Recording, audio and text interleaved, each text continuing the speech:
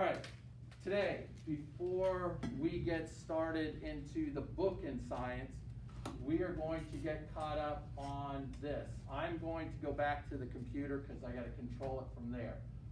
First of all, this is Hurricane Sally. Yesterday afternoon, it was up at 100 miles an hour, the winds were, and it's slowly moving, and you can tell the path that it's going. It's not a beeline, it's not straight. It's going at 2 miles an hour. And yesterday, I think when we looked, it was moving at 6 or 8 miles an hour. So it's slowed way down.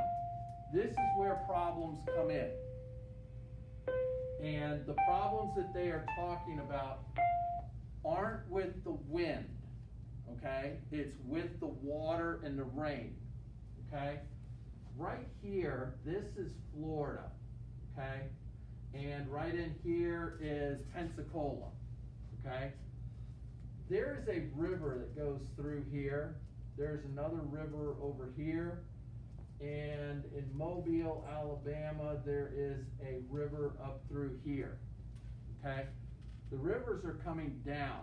They're flowing down, okay, into the Gulf of Mexico. The winds here are blowing in. So one problem that they are going to have is winds are pushing water up into these rivers, which is going to cause the rivers to rise. On top of that, you have all this rain that is coming down. And the rain coming down up there is going to flow into the rivers to come out here. But when the rivers are rising, there's going to be some massive flooding up through here. And with this moving this slow, the heavy rains are going to be coming down. They're coming down, they've been coming down for all night up there. And so it's going to cause a lot of flooding. So the problem there is going to be flooding. Not really the wind too much. I mean, the winds are at 85, which are strong winds, but that's not going to cause as much damage as what water is. When water floods a place, if water were to come in here and flood here, if it gets up to where the electrical outlets are, we got to replace all the electrical outlets. Some of the walls may get water in them, and they end up turning to mold in there. You got to get the mold out. And so it's going to cause problems to a lot of buildings and places up here. Things are going to get washed out. Now, yesterday, I got to talk louder so the homeschoolers can see. Yesterday, we found where we also had this one. And on this one, this is Hurricane Paulette. Paulette's supposed to go up to a 3, which would be a major hurricane. It's at 960 millibars pressure. This is barometric pressure. One thing that we read about yesterday in social studies. Okay? And this is going lower. If you compare it with this one, this is 983. It's a little higher. This is a 1. This is heading towards a 3, category 3. It's at 105 right now. And that's not it. We still have 2 more. If this one, if Teddy becomes a hurricane today, before Sally falls apart from a hurricane, we could have 3 hurricanes at one time. Right now we have 4 named storms because out here we also have Vicky. At one point yesterday, Vicky was named, and I think this little thing here is what is left of Renee. And Renee was still a named storm, so you had Renee, you had Paulette, you had Sally, you had Teddy, and you also have Vicky. 5 storms at one time in the Atlantic Basin. And they were saying that that was a pretty much a record. Now, this is where I tell you that they put in all of the data and send it to the computers, and this is what different computers have come out with. They know that it's going up into Mississippi, Alabama, Florida area, but from there it's sort of weird in how it's gonna go. Compare that with this one. This one looks like they ran a comb through the spaghetti models, and they're all straight. They all have the same idea of where it's going. There's no doubt in that. Okay? This is Teddy, or Bermuda. It's gonna have another storm coming right at it. Okay? The worst places to be this year would have been Louisiana, which is about to have their third storm hit there this year, hurricane, and Bermuda, which is gonna have two within a week. Okay? But that's the problems that you run into. This is Tropical Storm Vicky. They're not real sure on it because you got things running everywhere. So those are the four that we are looking at. This one will last not too much longer because sometime tonight, around Wednesday, which is tonight at 1 a.m., somewhere around midnight, it's supposed to slowly make its way onto shore. Okay? Now, this not only goes with our science that we are going to be going over in January with the water cycle, because the hurricane is an extreme that comes from the water cycle. But yesterday we read Mr. Mink's favorite Studies Weekly about hurricanes. There's also tornadoes and natural resources in there. But in here, they talked about a lot of these things. They talked about the Hurricane Hunter planes, and with this, that's how you have such definition of where the eye is actually going, because that Hurricane Hunter plane is probably coming out of either Pensacola or out of Tampa. I'd say Tampa because they probably evacuated from here. There's also an Air Force base up here. When they find out about these storms coming in, they get their planes out of there. They send them either over to Texas or back here. They send them one way or the other. That's part of evacuation. U.S. Air Force does not want to have $1 million planes thrown all over the tarmac because they were careless in getting them out of there. So they clear them out. So the Hurricane Hunter plane has probably been moved back to Tampa, and it flies out of here to over here, which is not very far. And the other plane is probably flying out to Bermuda to check on Paulette. Pretty soon it'll be going out there to check on Teddy. Okay? So this one is a shorter one. So if they fill up with gas, they can stay up there for a long time because their trip home isn't that far. Whereas going out to Bermuda or going out to wherever Teddy is, it takes a lot of gas to get out there. They do their fly-throughs, get all the coordinates, get all the information, and then come back.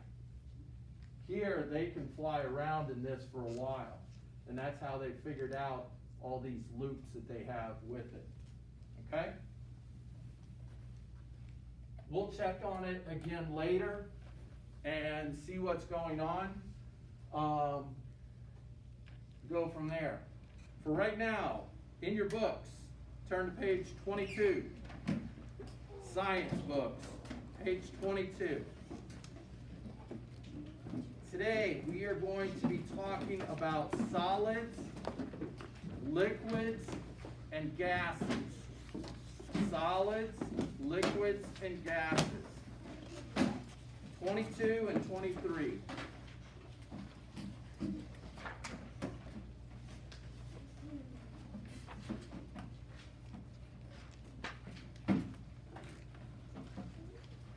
Now, in the top picture, up at the top that goes across page 22 and 23, what are some of the solids that you see up there?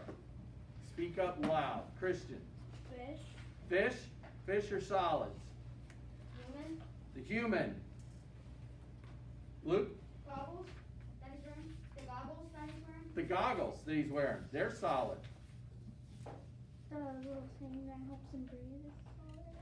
The snorkel or the the tube, the air tank, okay? His outfit, the suit, bathing The suit. the wetsuit, yeah. Okay, all of those are solids. Where's the liquids? Austin? Water. The water he's in, okay? What about the gases? The gases are the air he's breathing in his tank bubbles. Okay, And there's bubbles there. and there's bubbles coming up. Those are coming out from what he's breathing out, probably. Also, if you look at his mask, inside the mask, usually you want it air in there too, so you can see a little clearer, okay? Solids, liquids, and gases, okay? States of matter, I need someone to read nice and loud. Luke, can you read loud? Mm-hmm. Okay, you rested up your voice yesterday, so you were ready to go. Take off. Water has three forms. Water is a solid when it is frozen as ice. Water is a liquid in the ocean. In the air, water can be a gas. Solid, liquid, and gas are the most familiar states or phases of matter. The phase of water or of any material is due to the motion and arrangement of its particles. It's molecules or atoms. The particles are always moving. Most materials around you are solids, liquids, or gases. For example, cooking oil is a liquid. Butter is a solid when it is cold, but butter can turn into a liquid if it gets hot. Oh, I had some hot butter the other day. I was sitting there watching some football on TV. Yeah, Wasn't- it looked like my dog. Wasn't good, Yes, but it was great. I had some liquid butter that I poured over what? Popcorn. Popcorn, okay? That's the liquid state of butter. Now, before it became a liquid, I had to take it out of the refrigerator and it was a stick of butter. It was a solid, okay? It was a solid. Took the solid stick, put it into a microwave safe dish, put it in the microwave for a minute, heated it up, and it turned it to a liquid, okay? Now, ice. Ice is water, right? Water is water, right? Water vapor Is water. is water. That is the example of three states of water. Water can have all three, okay? Not all elements can do that. In other words, you can take gold, heat it up, and you gotta heat it way up. It's not gonna heat up to like your water, where once you get it at 212 degrees Fahrenheit, it will start bubbling and turn to a gas, okay? But water, when you heat it up, okay, when you take the ice and you heat the ice to 33 degrees Fahrenheit, just above freezing, it will melt and turn to a liquid. Gold, you gotta heat it way up. It's probably 1600 degrees, okay? And it will turn from a solid to a liquid, okay? And that's where you will see people, they will heat up liquid or heat up the gold, and then they'll pour it into a mold, and it will become the shape of that mold. They will then cool it to where it will turn into a solid again. They take the mold apart, and then they have that ring, that bracelet, that pendant that they have on on them, okay? The coins, a gold coin, okay? It's poured into a mold, and that's how they do it. Down at the bottom, you have oil and you have butter, and you have that Venn diagram, okay? It says compare, look at the picture. How are solid butter and liquid oil alike and different? How are they both different? One's a solid, which would be the butter, the stick of butter, and the cooking oil or the oil is a liquid, okay? Now, how are they alike? What are things that they have in common? Luke? Butter can turn into a liquid. Butter can turn into a liquid, then they would both be liquids. Christian? They're both used for cooking. They're both used for cooking, okay? That's another one, that they're both, that you put in the middle. They can both change states of matter. Yes, They both are matter. they both are matter. You can both put it in popcorn. Put both in popcorn. Both are used to cook, both are used for popcorn. Well, we're not doing with pasta. Sometimes pasta. Some people like. I think it's disgusting. Do you think of food a lot? Yeah. Or was it me giving you that? It was you. Okay. Yeah. We just think of All right, let's turn to page 24. We're going to tell about solids, liquids, gases, and plasmas. Before we get started with this, I'm going to tell you just a little bit. Each one of these, okay, has movement with the atoms, the elements that are in there. Now, even your desk, it's a solid, correct? There are atoms that are in there that are moving. They're not moving very much, are they? Okay, if they were, this desk would fall down, wouldn't it? It'd be all over the floor. But solids don't move much. They vibrate. It's vibrating, okay? Liquids, they are going to move a little bit more. If I were to take some water, if I take her hand sanitizer that she has here, and I turn it sideways, you can see it moving. It's only taking up the shape of this bottle that it's in, okay? And it will stay in that shape. But you can see where it is moving, okay? Now, the opposite, the next thing is the gas. The gas is moving freely all around in here. And the more that it's moving, okay,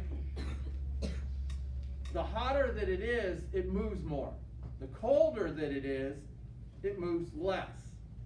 Okay, it shrinks up, it's getting colder. Okay, gets hotter, it's like, oh man. And it spreads out. Okay?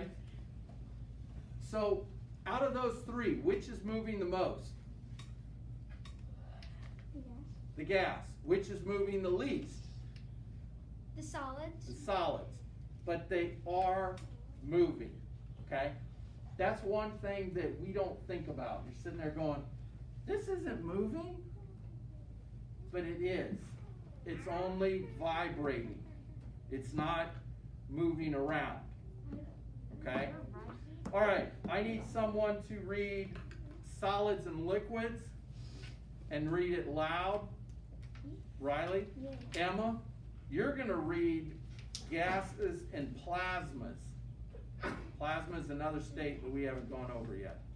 Go ahead. A solid is a substance that has a definite shape and volume. Volume is the amount of space an object takes up. The particles of a solid are very close together. For the most part, they stay in the same place. They do not slide easily past each other. However, they vibrate in place. Liquids. A liquid is a substance that has a definite volume but no definite shape. The particles of a liquid can move by gliding past each other. A liquid can take the shape of its container.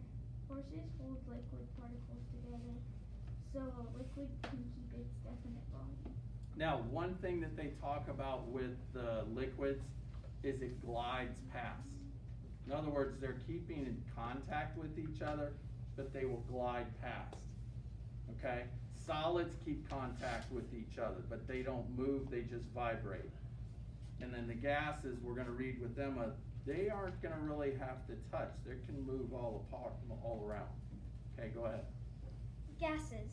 A gas is a substance without a definite volume or shape. The particles of a gas are far apart compared to the particles of solids and liquids.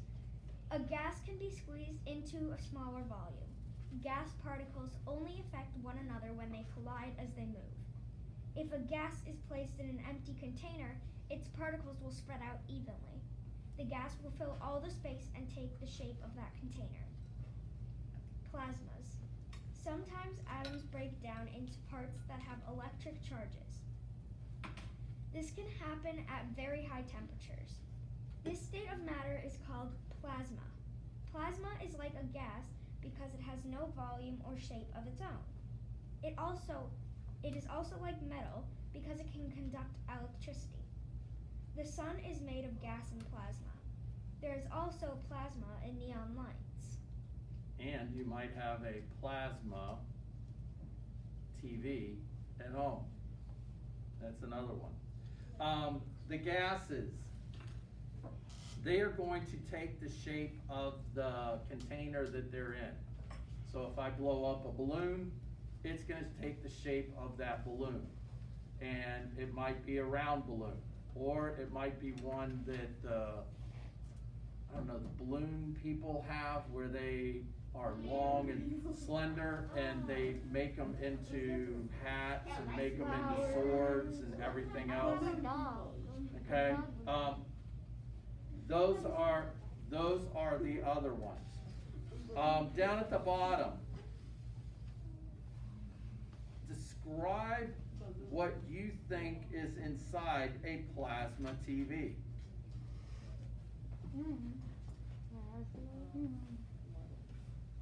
What would create the light?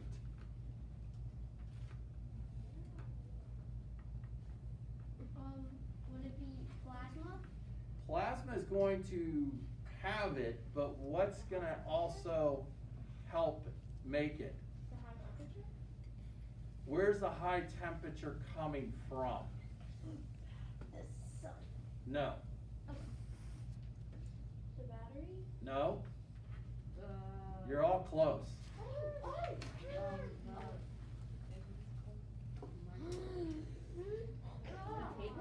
No? Electricity? Yeah, let me plug it in. Don't you have to plug in the TV? And what is it for? What are you plugging it in for? Electricity. The electricity is what is going to do that. Now on to freezing and melting. This is a tricky one because you have it, is it a freezing point or is it a melting point? Okay. Kane, can you read nice and loud? I'll find out from the distance learners if you could. Okay. They'll tell me I couldn't hear Kane. Okay. Freezing and melting. As liquids get colder, the particles slow down. At some point, they stop gliding past each other and can only vibrate in a place. The liquid becomes a solid. The temperature at which a material changes between a solid and liquid states has two names. It is called the freezing point when the liquid turns into a solid. It is called the melting point when a solid turns into a liquid. Therefore, the melting point and the freezing point are the same temperature. This temperature is often just referred as the melting point. Each material has its own melting point. Therefore, the melting point can be used to help identify a material. Some materials are more useful in their solid state than in their liquid state. For example, lead is a metal that is dense. Solid lead is used to weigh down or sink fishing hooks. Yeah, because if you go fishing and you put something on the line, you put bait on there, and you throw it in the water, it may just sit there on top of the water, or it may slowly go down. And the fish that you're after are down on the bottom. And so in order to get it down there, you put a lead weight on.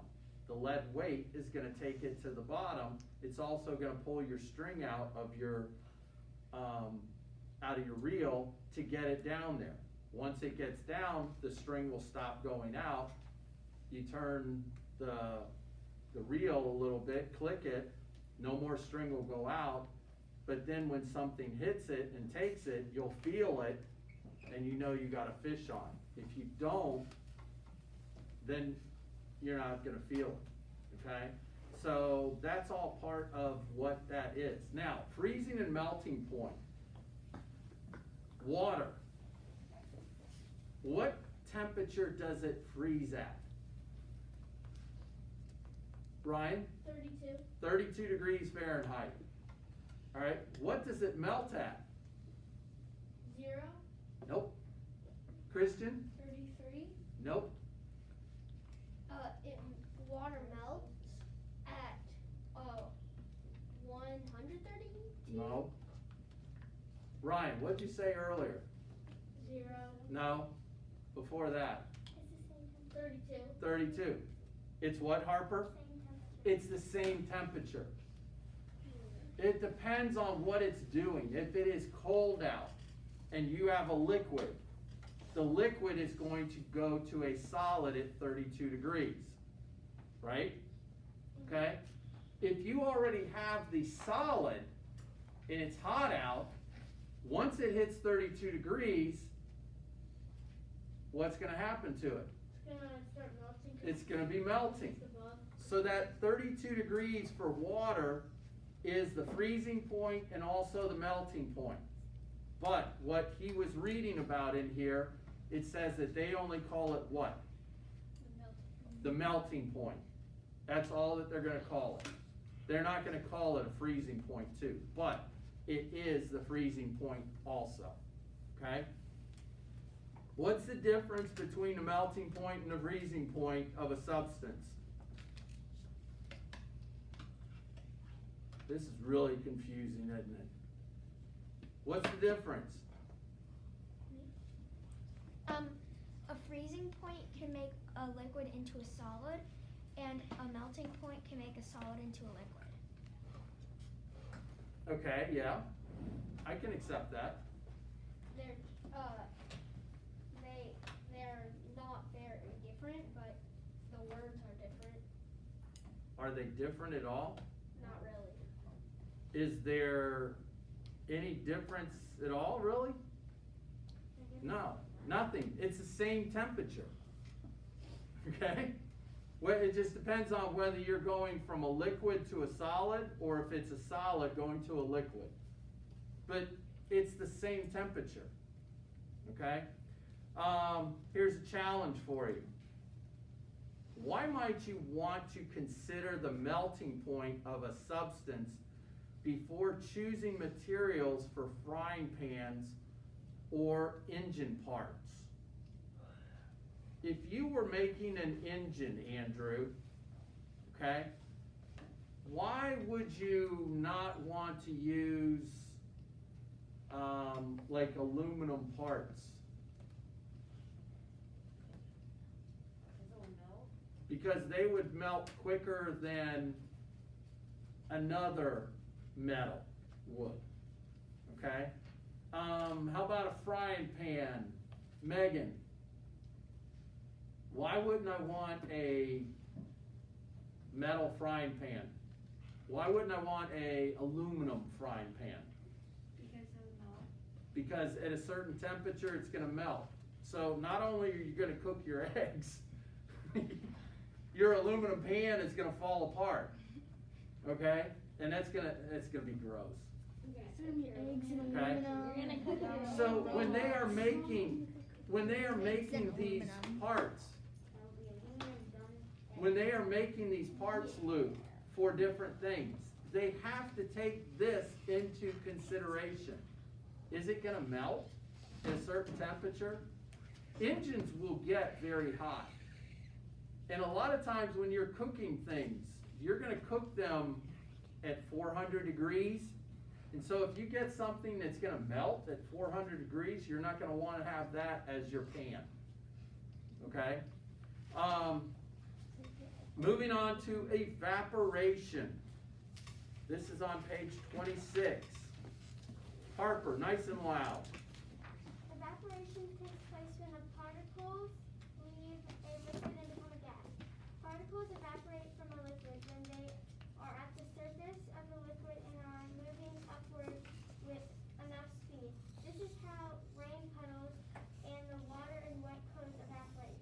If the temperature of a liquid is high enough, particles will change to a gas, not only at the surface, but also throughout the liquid. The gas particles move quickly upward through a liquid. Bubbles of gas form under the surface of the liquid. The boiling point of a liquid is at the temperature of which occurs. Okay? In other words, once you get to a boiling point of something, it's gonna turn into a gas after that. Water, we found out that it can only heat up to 212 degrees or 100 degrees Celsius, 212 degrees Fahrenheit. And you can turn up the heat, make it hotter, but water, it's gonna stay at that temperature. If you remember watching in the one video, they couldn't get the water to go above 212 degrees. What happened at 212 degrees? Harper? It started to boil and you can't make it any hotter. It was boiling, but what was happening from the boiling? It started bubbling. Bubbling, and what else? It started to evaporate. It started to evaporate. It started to change to a gas. Okay? And if you sat there and boiled water long enough, would you have any water left? Years and years ago, history, Dunedin was known for salt. Years and years and years ago, back during the Civil War. Okay? And the way that they got salt was they had these big vats, these big pans, and they would fill them with Gulf of Mexico water, which is what? Salt water. Salt water. They would cook it. They would get the water up to 212 degrees, right, Christian? And what was happening at 212 degrees? It was boiling. And when it's boiling, what's happening, Harper? It starts to evaporate. So the water is evaporating. What's the salt in the water doing? It just stays there. It stays there. So once they boil all the water out, what's left? Salt. That's how they got their salt. Back then in the Civil War, they had no way, no refrigeration. Okay? So if they went out and caught a bunch of fish and brought them in and they couldn't eat them all, was that wasteful? It would be. Well, what they did was they salted them. And when they put the salt on them, that preserved them so that they could eat them another time. Okay? If you guys went to Cracker Country, Oh, yeah. okay, they had a little house in the middle where they salted things, and they also put them into a smokehouse. And they smoked the fish. They smoked the wild pig. They would smoke the deer meat. And that would preserve it. Okay? Today, If you go to Publix Deli, they have hams that are back there, okay? But they're in a cooler. They're being kept cool. There's also another ham that's known as a country ham. You can go and buy it and pick it up off of a shelf. Not in the refrigerator, nothing. It doesn't have to be in a shelf. It doesn't have to be refrigerated because it's been salted. When you eat the ham, make sure you have plenty of water with you, because as much salt is in there, it makes you very, very thirsty, okay? But this is what the boiling point does. This is a way that it was used here locally years ago, okay? Condensation, one last reader that has not read. Megan, nice and loud. Condensation occurs when a gas turns into a liquid. This process often occurs when a gas particle touch a cold surface and the temperature of the gas drops. Clouds in the sky and dew on the ground form through condensation of water vapor. All right, right below it, can you read next to the picture? As air temperature decreases, the molecules of water vapor come together and condense, forming the liquid water droplets we call dew.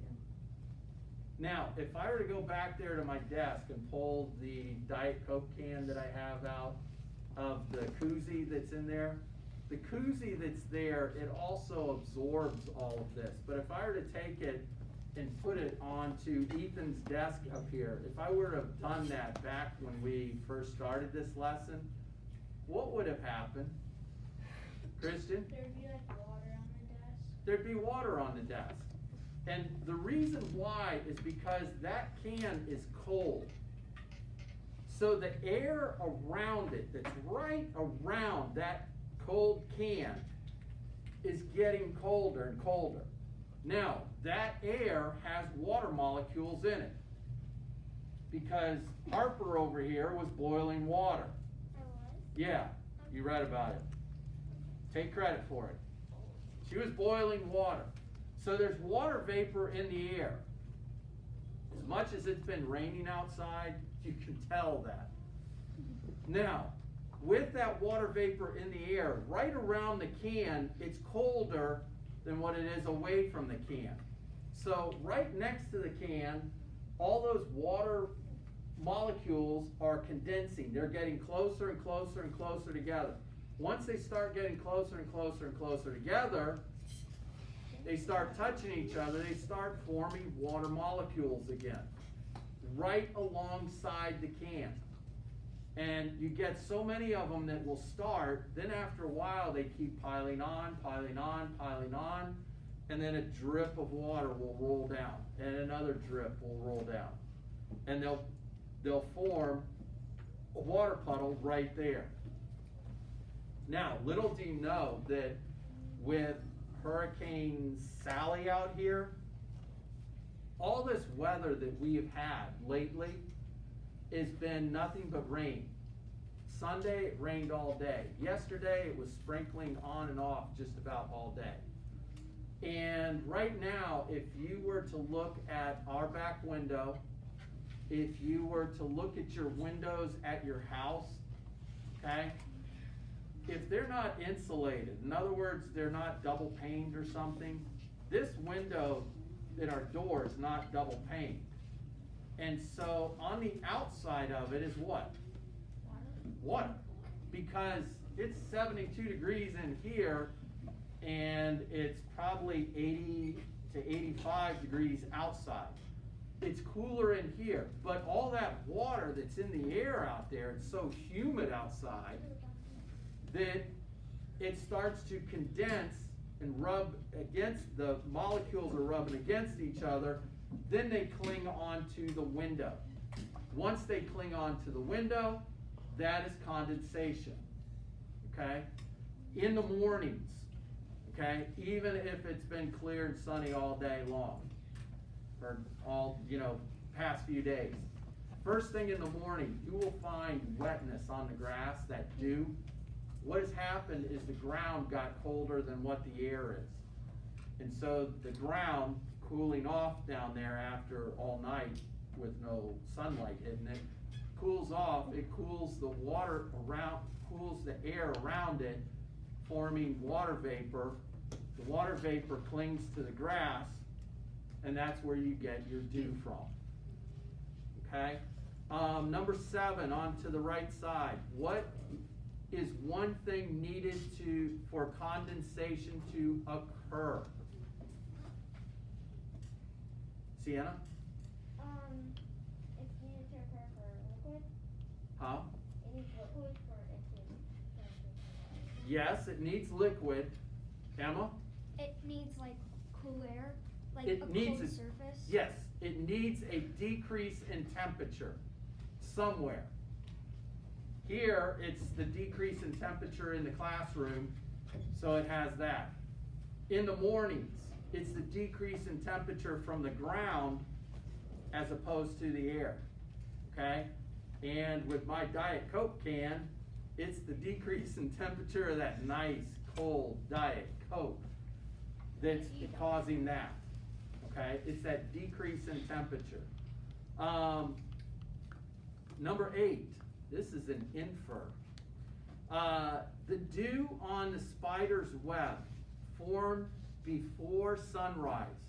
What might this tell you about the temperature before sunrise?